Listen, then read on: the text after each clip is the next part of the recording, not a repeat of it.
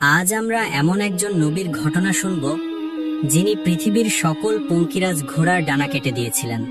কিভাবে পঙ্কিরাজ ঘোড়ার ফাঁদে পড়ে তার আসরের নামাজ কাজা হয়ে গিয়েছিল।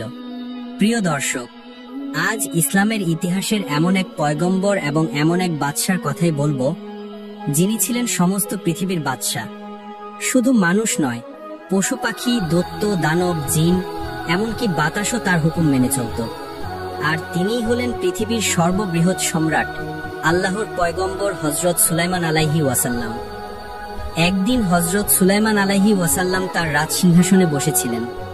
এমন সময় রানী বিলকিস সেখানে হাজির হলেন এবং অত্যন্ত আদবের সুরে বললেন, হে আল্লাহর নবী হযরত সুলাইমান আলাইহি ওয়াসাল্লাম, আপনি তো প্রায়ই আপনার সিংহাসনে বসে এই পৃথিবীর এক প্রান্ত থেকে অন্য প্রান্তে ভ্রমণ করেন। আপনি যদি আমাকে এই উড়ন্ত সিংহাসনে আরোহণ করিয়ে এই বিশ্বের বিভিন্ন স্থান এবং আল্লাহ পাকের বিচিত্র সৃষ্টি দেখার সুযোগ করে দিতেন, তাহলে আমার জীবন ধন্য হতো। রানী বিলকিসের এই কথা শুনে হযরত সুলাইমান আলাইহি ওয়াসাল্লাম কিছুক্ষণ চুপ থাকার পরে বললেন, আল্লাহ চাইলে নিশ্চয়ই আপনার এই আশা পূর্ণ হবে। অতঃপর তারা উড়ন্ত সিংহাসনে আরোহণ করলেন। অতঃপর হযরত সুলাইমান আলাইহি ওয়াসাল্লাম বাতাসকে বললেন, হে বাতাস, যেখানে আল্লাহ তাআলার সৃষ্টির সবচেয়ে অপরূপ সৌন্দর্য স্থান রয়েছে, আমাদেরকে সেখানে নিয়ে চলো। হযরত সুলাইমান আলাইহি ওয়াসাল্লামের এই কথা বলার সাথে সাথে বাতাস ওই উড়ন্ত সিংহাসনকে নিয়ে উঠতে লাগলো। আর এভাবেই উঠতে উঠতে তারা 7 সমুদ্র পার হয়ে গেল। কিছুক্ষণ পর তারা দেখতে পেল সমুদ্রের মাঝে একটি অপরূপ সৌন্দর্য দ্বীপ রয়েছে। হযরত সুলাইমান আলাইহি ওয়াসাল্লাম হুকুম দিলেন, হে বাতাস, এই দ্বীপে আমাদেরকে নামিয়ে দাও। হযরত সুলাইমান আলাইহি ওয়াসাল্লামের হুকুম পাওয়া মাত্র বাতাস তাদেরকে সেখানে নামিয়ে দিল। হযরত সুলাইমান আলাইহি ওয়াসাল্লাম ও রানী বিলকিস সেই দ্বীপের সৌন্দর্যময় দৃশ্য উপভোগ করছেন। রানী বিলকিস দেখলেন সেখানে সুন্দর সুন্দর পাখি, নাম না জানা কত প্রাণী অপরূপ সৌন্দর্যময় সমুদ্রের মাঝ ঘুরে বেড়াচ্ছে। এটা দেখে রানী বিলকিস বলল, হে আমার প্রতিপালক, হে আমার আল্লাহ, কত সুন্দর তোমার সৃষ্টি, এই পৃথিবীর না জানি কত সুন্দর তুমি।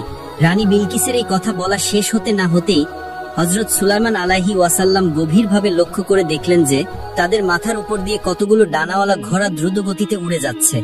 তাদের অপরূপ সৌন্দর্য, সুন্দর আকৃতি দেখে হযরত সুলাইমান আলাইহি ওয়াসাল্লামের খুব ভালো লেগে গেল। তাই ওই ঘোড়াগুলোকে দেখার জন্য তিনি এক দৃষ্টিতে তাকিয়ে রইলেন। কিন্তু তাদের দিকে তাকাতে না তাকাতেই খুব দ্রুত গতিতে সেই পঙ্কিরাজ ঘোড়াগুলো তাদের চোখের আড়াল হয়ে গেল। অবশেষে তিনি ব্যর্থ হয়ে রানী বিলকিসের নিকট ফিরে আসলেন। অতঃপর রানী বিলকিস ও হযরত সুলাইমান আলাইহি ওয়াসাল্লাম উড়ন্ত সিংহাসন নিয়ে পুনরায় রাজ দরবারের দিকে রওনা করলেন। অনেক পথ চলতে চলতে তারা দরবারে এসে পৌঁছালেন। পরের দিন হযরত সুলাইমান আলাইহি ওয়াসাল্লাম রাজ দরবারের বিশিষ্ট জ্ঞানীগুণী ব্যক্তিদের নিয়ে আলোচনা করছিলেন।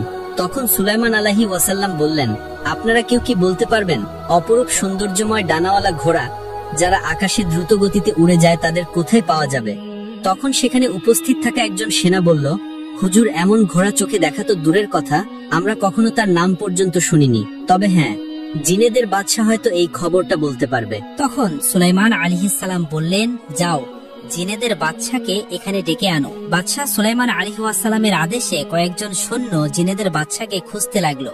জিনেদের দেখা যায় না, তাই তারা একটা নির্দিষ্ট স্থানে গিয়ে অদৃশ্যমান অবস্থায় বলল, হে জিনের বাদশা, হযরত সুলাইমান আলাইহিস সালাম আপনাকে এখনই তার দরবারে হাজির হতে বলেছে। এই কথা বলে তারা সেখান থেকে চলে আসলো। সাথে সাথে জিনের বাদশা বাইরে বেরিয়ে আসলো এবং রাজ দরবারের দিকে যেতে লাগলো। হঠাৎ জিনের বাদশা রাজ দরবারে এসে পৌঁছালো এবং হযরত সুলাইমান আলাইহিস সালামকে বলতে লাগলো, হুজুর, আপনার আদেশ পালনে আমি একান্ত কর্তব্যপরায়ণ, আমাকে ডেকেছেন কেন? তখন হযরত সুলাইমান আলাইহিস সালাম বললেন, এখান থেকে কিছুটা দূরে সমুদ্রের মাঝে একটি দ্বীপ রয়েছে এবং সেখানে ডানাওয়ালা ঘোড়া উড়ে যাচ্ছে, তাদের মধ্য থেকে কতগুলো ঘোড়াকে ধরে আনো। এই কথা শোনা মাত্রই জিনের বাদশা অত্যন্ত চিন্তিত ও হতভম্ব হয়ে দাঁড়িয়ে রইল। তখন সুলাইমান আলাইহিস সালাম বললেন, কি ব্যাপার, তুমি কিছু বলছো না কেন? তুমি শীঘ্রই আমার এই আদেশ পালন করো। তখন জিনের বাদশা বলল, হুজুর, আমাকে অন্য কোনো আদেশ করুন, তা আমি পালন করব, কিন্তু দয়া করে এই আদেশ প্রত্যাহার করে নিন, আমাকে ক্ষমা করে দিন, এই আদেশ পালন করার ক্ষমতা আমাদের নেই। তখন পাশে থাকা একজন সৈন্য ধমক দিয়ে বলল, কি বলছো? সুলাইমান আলাইহিস সালামের আদেশ তুমি পালন করতে পারবে না? তখন জিনের বাদশা বলল, হুজুর, ওই ঘোড়াগুলোর গতি এত দ্রুত যে তাদের কাছে পৌঁছাতে না পৌঁছাতেই তারা শূন্যে উড়ে যাবে, তাদের কাছে পৌঁছাতে পারবো না আমরা, তবে চন্দন নামক একজন জিন আছে যে আপনার ভয়ে সমুদ্রের গভীরে বসবাস করে, সে হয়তো এই কাজটা করতে পারবে। তখন সুলাইমান আলাইহিস সালাম বললেন, যাও তাকে সঙ্গে নিয়ে ওই ঘোড়াগুলিকে ধরে নিয়ে আসো। অতঃপর জিনের বাচ্চা তার কয়েকজন সঙ্গীকে নিয়ে সমুদ্রের কিনারায় হাজির হলো এবং উচ্চস্বরে বলতে লাগলো, হে চন্দন জিন, তাড়াতাড়ি বাইরে আসো। কিন্তু কোনো উত্তর আসলো না। তখন জিনের বাচ্চা চালাকি করে বলল, হে চন্দন, তোমার জন্য একটি সুসংবাদ রয়েছে, তুমি কি এখনো লুকিয়ে আছো? হযরত সুলাইমান আলাইহিস সালাম মৃত্যুবরণ করেছে। এই কথা শোনা মাত্রই সমুদ্রের নিচ থেকে চন্দন জিন আনন্দে আত্মহারা হয়ে উঠল। সে খুব আনন্দ করতে করতে তার কয়েকজন সঙ্গী সাথী সহ সমুদ্রের নিচ থেকে উপরে উঠে আসলো। যখন তারা জিনের বাচ্চার কাছে আসলো, তখন জিনের বাচ্চা বলল, হে চন্দন, এখন আর লুকিয়ে থাকার দিন নেই। হযরত সুলাইমান আলাইহিস সালাম এই পৃথিবীতে আর রাজত্ব করতে পারবে না। এখন এই পৃথিবীর রাজত্ব আমাদের হাতে চলে আসবে, তাই দেরি না করে তাড়াতাড়ি চলো। অতঃপর যেতে যেতে তারা বেশ কিছু পথ অতিক্রম করলো। যখন তারা রাস্তার মধ্যবর্তী স্থানে উপস্থিত হলো, তখন জিনের বাচ্চা তাদেরকে বন্দী করলো এবং কিছুক্ষণের মধ্যেই রাজ দরবারে নিয়ে হাজির হলো। হযরত সুলাইমান আলাইহিস সালামকে দেখা মাত্রই চন্দন জিন ভয়ে থরথর করে কাঁপতে লাগলো, কেননা সে ইতিপূর্বে অনেক ভুল করেছিল। অতঃপর চন্দন জিন কাকুতি মিনতি করে বলল, হুজুর, আপনার ভয়ে আমি এতদিন সমুদ্রের নিচেই লুকিয়েছিলাম। এই অধম আপনার কাছে পরম অপরাধী। আমি জানি ইতিপূর্বে আমি যে অপরাধ করেছি তার শাস্তি মৃত্যুদণ্ড, তবু আপনার কাছে ক্ষমা চাইছি। দয়া করে আমার প্রাণ ভিক্ষা দিন। এখন থেকে আমি আর কখনোই আপনার অবাধ্য হব না। তখন সুলাইমান আলাইহিস সালাম রাগান্বিত হয়ে বললেন, হে চন্দন, আমি তোমার অপরাধ ক্ষমা করতে পারি যদি তুমি আমার একটি কাজ করে দাও। তখন চন্দন জিন বলল, হুজুর বলুন, আপনার জন্য আমি কি করতে পারি? তখন সুলাইমান আলাইহিস সালাম বললেন, কিছু দূরে সমুদ্রের মাঝখানে একটি সুন্দর দ্বীপ রয়েছে এবং সেখানে ডানাওয়ালা ঘোড়া রয়েছে। তাদের মধ্য থেকে কয়েকটি ঘোড়া আমার জন্য ধরে নিয়ে আসো। এটা শুনে চন্দন জিন অবাক হয়ে গেল। সে কিছুই বলল না। হযরত সুলাইমান আলাইহিস সালামের এই নির্দেশ পেয়ে সমস্ত জিনের দল সমুদ্রের মাঝে সেই দ্বীপে যেতে লাগলো। অতঃপর সেই দ্বীপে এসে চন্দন জিন বলল, আপনারা সবাই জানেন এই ঘোড়াগুলোর গতি এত দ্রুত যে তাদের পাকড়াও করা আমাদের পক্ষে সম্ভব নয়। তবে এই ঘোড়াগুলো ধরে নিয়ে যাবার জন্য আমাদেরকে একটা কৌশল অবলম্বন করতে হবে। এই ঘোড়াগুলো যখন উড়তে উড়তে ক্লান্ত হয়ে যায়, তখন এর পাশের একটি স্থানে পানি খেতে আসে। যদি আমরা ওই স্থানে শারাব মিশিয়ে রাখি, তাহলে তারা শারাব খেয়ে নেশাগ্রস্ত হয়ে পড়বে, আর তখনই আমরা তাদের রশি দিয়ে বেঁধে ফেলবো। এই বুদ্ধি শুনে সবারই ভালো লাগলো। তাই তারা দেরি না করে সেই স্থানে গিয়ে হাজির হলো এবং সেখানে ওই পানির সাথে শারাব মিশিয়ে যে যার মতো লুকিয়ে পড়লো। কিছুক্ষণ পর কতগুলো অপরূপ সৌন্দর্যময় ডানাওয়ালা ঘোড়া উড়তে উড়তে ওই পানির কাছে এসে পানি পান করলো এবং সাথে সাথে তারা নেশাগ্রস্ত হয়ে পড়লো। তারা এমন ভাবে নেশাগ্রস্ত হয়ে পড়লো যে তারা আর উঠতে পারছিল না, আর তখনই তারা ঘোড়াগুলিকে রশি দিয়ে বেঁধে ফেললো। অতঃপর তারা সবাই ঘোড়াগুলিকে নিয়ে হযরত সুলাইমান আলাইহিস সালামের নিকট হাজির হলো। ঘোড়াগুলি এত অপরূপ সুন্দর ছিল যে হযরত সুলাইমান আলাইহিস সালাম তাদের দিক থেকে চোখ ফেরাতে পারলেন না। তিনি এক দৃষ্টিতে দেখতে লাগলেন ঘোড়াগুলি। দেখতে দেখতে হযরত সুলাইমান আলাইহিস সালাম নিজের কর্তব্য ভুলে গেলেন। তখন আসরের নামাজের শেষ সময় ছিল। সূর্য প্রায় অস্ত যাওয়ার মতো সময় হয়ে গিয়েছিল। ঘোড়াগুলোর সৌন্দর্য দেখার কারণে তার আর আসরের নামাজ আদায় করা হলো না। হঠাৎ সুলাইমান আলাইহিস সালামের মনে পড়ে গেল নামাজের কথা। তখন তিনি চমকে উঠলেন এবং নামাজের জন্য রাজদরবারের ভিতরে যেতে লাগলেন। এর সাথে সাথে আল্লাহর দরবারে তওবা করলেন এবং বললেন, হে আল্লাহ, হে আমার প্রতিপালক, আমি না বুঝে এই সৌন্দর্যের মোহে আবদ্ধ হয়ে তোমার ইবাদত করতে ভুলে গিয়েছি। আমার এই অপরাধ তুমি ক্ষমা করে দাও। এই বলে তিনি অঝরে কাঁদতে লাগলেন। ঠিক সেই সময় মহান আল্লাহ তাআলা হযরত জিবরাইল আলাইহিস সালামকে বললেন, হে জিবরাইল, তুমি সূর্যকে বলে দাও সে যেন আল্লাহর হুকুমে অস্ত যেতে কিছুটা সময় অপেক্ষা করে। এই নির্দেশ পেয়ে হযরত জিবরাইল আলাইহিস সালাম সূর্যের কাছে এসে হাজির হলো এবং বলল, হে সূর্য, আল্লাহর হুকুমে তুমি ওখানেই থেমে থাকো। আল্লাহর পয়গম্বর হযরত সুলাইমান আলাইহিস সালামের নামাজ শেষ না হওয়া পর্যন্ত তুমি অস্তমিত হইও না। তাফসীর কারক আরো উল্লেখ করেছেন, সেই দিন সূর্য যথাসময়ে অস্ত গমন করতে সক্ষম হয়নি। এদিকে হযরত সুলাইমান আলাইহিস সালাম খুব দ্রুত তাড়াতাড়ি আসরের নামাজ শেষ করলেন, আর সাথে সাথেই সূর্য অস্তমিত হলো। তখন হযরত সুলাইমান আলাইহিস সালাম মনের দুঃখ মনে নিয়ে অঝরে কান্না করে আল্লাহর দরবারে দোয়া করে বললেন, ওগো আমার আল্লাহ, তুমি দয়ালু। আমি ভুল করে এই পার্থিব জগতের একটি ঘোড়ার সৌন্দর্যে আকৃষ্ট হয়ে সবকিছুই ভুলে গিয়েছিলাম। দয়া করে মেহেরবানি করে তুমি আমাকে ক্ষমা করে দাও। অতঃপর হযরত সুলাইমান আলাইহিস সালামের ঘোড়ার প্রতি ক্রোধের সৃষ্টি হলো। তখন হযরত সুলাইমান আলাইহিস সালাম সবাইকে বললেন, তোমরা যাও, ওই ঘোড়াগুলোকে আমার সামনে নিয়ে আসো। এই নির্দেশ অনুযায়ী ঘোড়াগুলিকে এক এক করে হযরত সুলাইমান আলাইহিস সালামের সামনে আনা হলো। আর তখন হযরত সুলাইমান আলাইহিস সালাম সমস্ত ঘোড়ার ডানা কেটে ফেললেন। আর তখন গায়েব হতে আওয়াজ আসলো, হে সুলাইমান, তুমি প্রমাণ করেছো যে পৃথিবীর সবকিছুই সামান্য, আর আল্লাহর প্রতি ভালোবাসা তোমার কাছে সর্বোচ্চ। অতঃপর বেশ কিছুদিন পর হযরত সুলাইমান আলাইহিস সালাম তার উড়ন্ত সিংহাসন নিয়ে একাকী কোনো এক স্থানে ভ্রমণ করছিলেন। মাঝপথে তিনি দেখলেন একজন জিন খুবই চিন্তিত এবং ভীত হয়ে তার সামনে দাঁড়িয়ে আছে। তখন তিনি বললেন, কি ব্যাপার, তোমাকে এত ভীত দেখাচ্ছে কেন? তখন ওই জিনটি বলল, হে আল্লাহর পয়গম্বর হযরত সুলাইমান আলাইহিস সালাম, বাবেলের কাছে এক জিনের গোষ্ঠী সাধারণ মানুষের উপর জুলুম করে এবং তাদেরকে অত্যাচার করে। শুধু তাই নয়, ওই জিনেদের দল জাদুবিদ্যা করে মানুষের মাঝে ফিতনা ফাসাদ সৃষ্টি করছে। তাদের দ্বারা মানুষের ঈমান ধ্বংস হচ্ছে এবং মানুষ সিরাতে মুস্তাকিমের পথ থেকে সরে যাচ্ছে। হুজুর, আপনি এর বিচার করুন, আপনি খুব দ্রুতই একটি ব্যবস্থা নিন। এই কথাটি শোনা মাত্রই হযরত সুলাইমান আলাইহিস সালাম আর দেরি করলেন না, সাথে সাথে তার উড়ন্ত সিংহাসনকে নিয়ে বাবেলের পথে রওনা করলেন। এক মুহূর্তের মধ্যেই হযরত সুলাইমান আলাইহিস সালাম জিনাদের ওই আস্থানে পৌঁছে গেলেন। তখন হযরত সুলাইমান আলাইহিস সালাম বললেন, হে অহংকারী জিন জাতি, আল্লাহকে ভয় করো, আল্লাহর পথে ফিরে এসো। তারা জানতো না আল্লাহ তাআলা হযরত সুলাইমান আলাইহিস সালামকে কত ক্ষমতা দিয়েছিলেন। তাই সেখানে থাকা জিনেদের সর্দার বলল, আমরা কাউকে ভয় করি না, আর আমরা কারো কথাই চলি না। সকল জিনের দল অহংকারের সাথে চিৎকার করে বলতে লাগলো, কে তুমি? আমরা তোমাকে চিনি না। সত্যি যদি তোমার ক্ষমতা থাকে তবে আমাদেরকে হারিয়ে দেখাও, আমাদের বন্দী করো। হযরত সুলাইমান যখন জিনেদের এই কথা শুনতে পেলেন, তখন হযরত সুলাইমান আলাইহিস সালাম একবার তার অলৌকিক ক্ষমতার নিদর্শন দেখিয়ে দিলেন। সুলাইমান আলাইহিস সালাম তাদের দিকে রাগান্বিত হয়ে তাকাতেই প্রবল বেগে ঝড় শুরু হলো। চারিদিকে মেঘের গর্জন শুরু করলো। মাটি ফেটে বড় বড় লোহার শিকল বের হতে লাগলো এবং এক একটি জিনকে সাথে সাথেই বেঁধে ফেললো। তারা 1 ইঞ্চিও নড়তে পারছিল না। এটা দেখে সমস্ত জিনেদের দল হযরত সুলাইমান আলাইহিস সালামের পায়ে লুটিয়ে পড়ল এবং বলল, আপনি কে? আমাদের ক্ষমা করে দিন। তখন তিনি বললেন, আমি দাউদ পুত্র এবং আল্লাহর পয়গম্বর হযরত সুলাইমান আলাইহিস সালাম। আল্লাহ আমাকে এই বিশ্বের বাদশা বানিয়েছেন। হে জিনেদের দল, খবরদার, সাবধান হয়ে যাও। এই জমিনে ফাসাদ সৃষ্টি করো না, নয়তো আল্লাহর আযাবে তোমরা ধ্বংস হয়ে যাবে। অতঃপর সমস্ত জিনেরা এক আল্লাহর উপর ঈমান আনলো এবং সুলাইমান আলাইহি ওয়াসাল্লামকে নবী হিসেবে মেনে নিল। আর তারা ওয়াদা করলো, যতদিন তারা এই পৃথিবীতে থাকবে ততদিন তারা আর কখনো ফিতনা ফাসাদ সৃষ্টি করবে না এবং মানুষকে অত্যাচার করবে না। আর এভাবে পৃথিবীতে সকল জিনেরা হযরত সুলাইমান আলাইহি ওয়াসাল্লামের সমস্ত হুকুম মেনে চলত। মানুষ ছাড়াও জিনেরা হযরত সুলাইমান আলাইহি ওয়াসাল্লামের রাজ দরবারে যাওয়া আসা করত। একদিন হযরত সুলাইমান আলাইহি ওয়াসাল্লাম সমস্ত মানুষ ও জিনদের দ্বীনের তালিম দিচ্ছিলেন এবং তাকদীর সম্পর্কে আলোচনা করছিলেন। তাদের মধ্যে উপস্থিত ছিল সেই সময়ের সবচেয়ে শক্তিশালী এক জিন।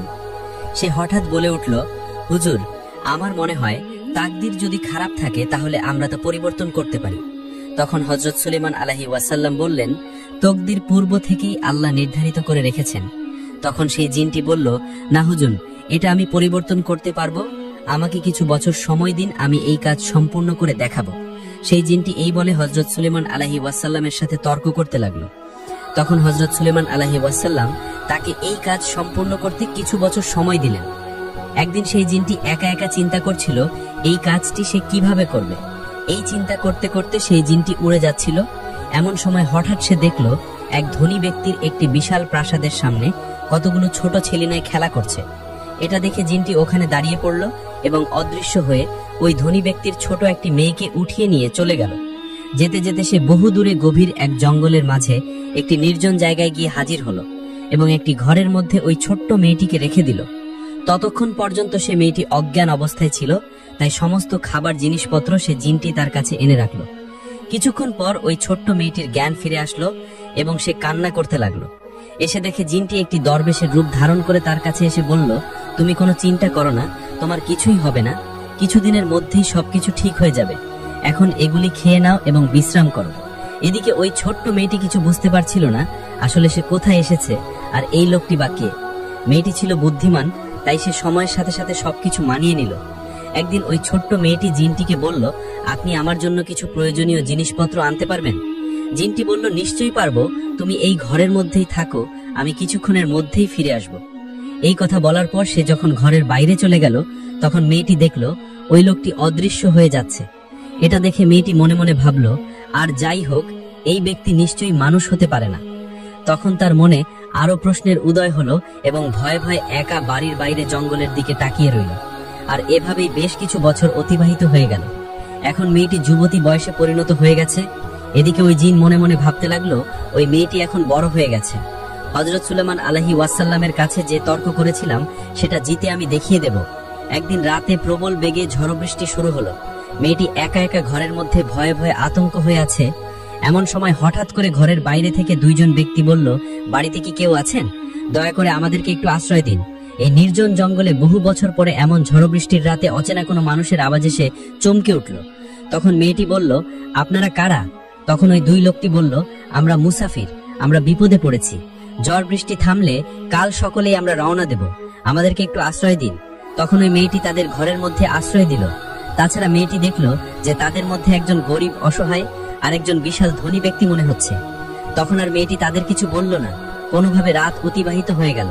পরের দিন সকালবেলা তারা ওই মেয়েটিকে জিজ্ঞাসা করলো, তুমি কে আর এখানে কিভাবে এসেছো? নির্জন এই জঙ্গলের মাঝে তুমি একা একা কি করছো? তখন মেয়েটি বলল, আমি একটি জিনের হাতে বন্দী আছি। বহু বছর আগে শিশু বয়সে সে আমাকে তুলে নিয়ে এসেছিল। এর বেশি আমি আর কিছুই জানি না। দয়া করে আপনারা চলে যান, কেননা কিছুক্ষণের মধ্যেই হয়তো জিন এসে পড়বে, তখন আপনাদের ক্ষতি হবে। তখন ওই ধনী যুবকটি বলল, আমরা তোমাকে এই জিনের হাত থেকে বাঁচিয়ে নিব। যুবতী মেয়েটি বলল, আপনারা এই জিনের সাথে মোকাবেলা করতে পারবেন না, দয়া করে আপনারা চলে যান। অতঃপর ওই গরিব ব্যক্তিটি বলল, তুমি যে এই যুবককে দেখছো, সে আসলে একজন রাজ্যের রাজার ছেলে, আর আমি তার নৌকার মাঝি। আমরা মাছ শিকার করার জন্য বের হয়েছিলাম, কিন্তু প্রবল ঝড় বৃষ্টির কারণে আমাদের নৌকা ডুবে গিয়েছে। কোনো প্রকার জীবন বাঁচিয়ে আমরা এখানে এসেছি। তখন যুবকটি বলল, আমি জানতে চাই কেন জিন আপনাকে এভাবে বহু বছর বন্দী করে রেখেছে? তখন যুবতী মেয়েটি বলল, আমি এই বিষয়ে কিছুই জানি না, জিন আপনাদের ক্ষতি করতে পারে, এই বলে তাদের ঘরের মধ্যে লুকিয়ে রাখলো। এদিকে জিন আসার সময় হয়ে গিয়েছে। হঠাৎ করে জিনটি কিছু খাবার জিনিস নিয়ে ঘরের মধ্যে প্রবেশ করলো এবং বলল, কি ব্যাপার, আজকে যেন অন্যরকম দেখাচ্ছে, এখানে কি কোনো মানুষ এসেছিল? তখন মেয়েটি বলল, আপনি এসব কি বলছেন? এমন নির্জন জঙ্গলের মাঝে মানুষ কোথা থেকে আসবে? আপনার ধারণা ভুল হচ্ছে। তখন জিনটি বলল, ঠিক আছে, আমি চলে যাচ্ছি, আমার কিছু গুরুত্বপূর্ণ কাজ আছে, এখানে আসতে বেশ কয়েকদিন দেরি হতে পারে।